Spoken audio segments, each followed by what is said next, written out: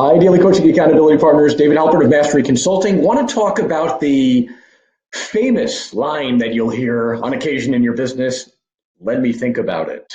Ooh, we hate that line, don't we? Let me think about it. Kill me now, right?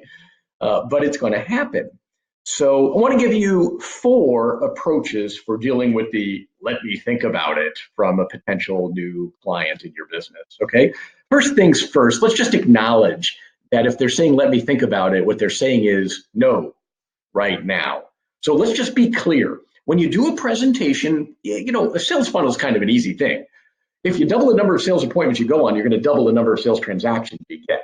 It's really that simple. Our problem is we want to grind and twist and close everything that moves to get our close rate up from 14.5% to 15.2%, when the truth is we'd make a whole lot more robust of a business if we simply significantly increase the number of people that went through our funnel, because some of them want to, some of them don't, and some of them are a little bit on the fence. Now, when someone says, so it's yeses, nos, and maybes.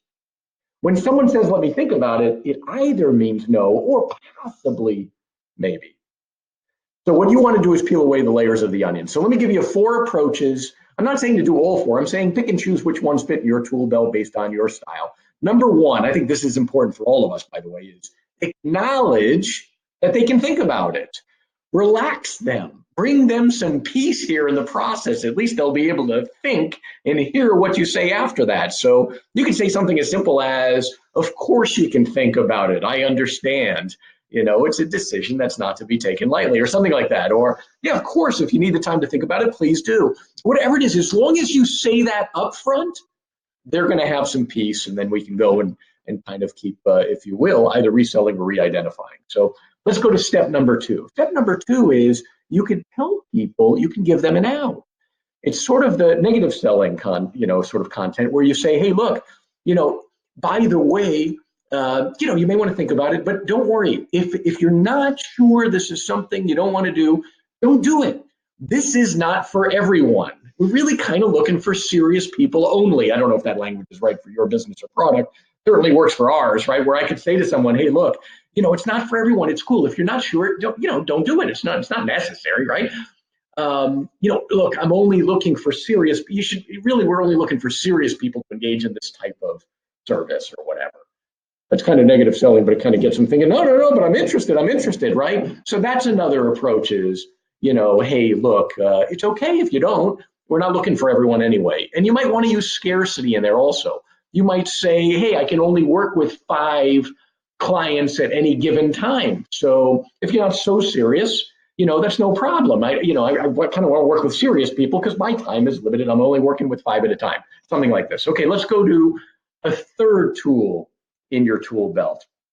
Okay, the third tool would be kind of the reselling and getting them back in the conversation mode for just a brief sec.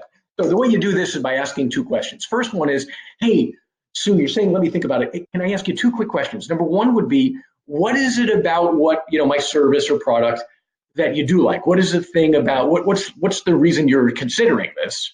And also, if you can, after that, just share with me a little bit about what's concerning you or what's holding you back. And it's cool, whatever it is. By the way, if you choose to do something with me or not, it's cool. In other words, just let them be able to talk again. And they'll say, well, the reason I sat with you in the first place is this is what I want desperately. But here's the thing that kind of concerns me. And you might say, is that all, or is there something else behind that, right? Because what you're trying to do is just let them verbalize it. You're not necessarily trying to solve it, although you may, but you want them to just verbalize it. So number 3 is getting it back on the plate there, because maybe you do have another solution that didn't come up in conversation. Okay, last one, number 4, book to another appointment. 90% of sales in the US occur on the 4th through 12th contact. Who said this has to be the last appointment? In fact, if they want to think about it, you might find even after trying another approach that, look, it's, nothing's going to happen today. You can feel it. So don't push on it, for Pete's sake. Maybe you have something you can invite them to that's greater or grander. I'll give you an example. Let's say somebody's considering coaching with us and they want to think about it or whatever. No problem. Hey, by the way, in 2 weeks on a Friday, we have one of our large events, 500 people, whatever it is. Can I give you some free tickets for yourself and maybe a guest? Might you be interested in coming on me? Whether or not you choose to do something with us afterwards is totally cool. But what you've done is you've given another touch, you've created another touch, and it might even be a grander touch that gives them a different perspective. So I don't know if that applies to your business, but could you book someone to another appointment? Maybe there's, hey, by the way, are you free on Friday? I've got some stuff, some information I want to put together on this particular topic that might be of interest for you. Do you have a few minutes we can chat on Friday? By the way, if you choose to do something with us, notice I like to sprinkle list language in there. If you choose to do something with us or not, no problem. But I do have some more, a little bit of greater information I'd like to share with you. Or you could do something like, hey, are you free? By the way, on Friday, you free? I'd love to buy you a latte if you have a few minutes. By the way, don't feel obligated. You don't have to do anything with us or not. But I'd love to buy you a latte. I've got some things I'd like to share with you in person. Create another reason for another appointment, right?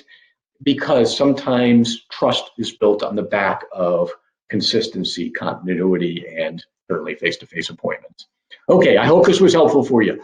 Question for you. When you get the I want to think about it line, what one new idea might you implement or add to your tool belt?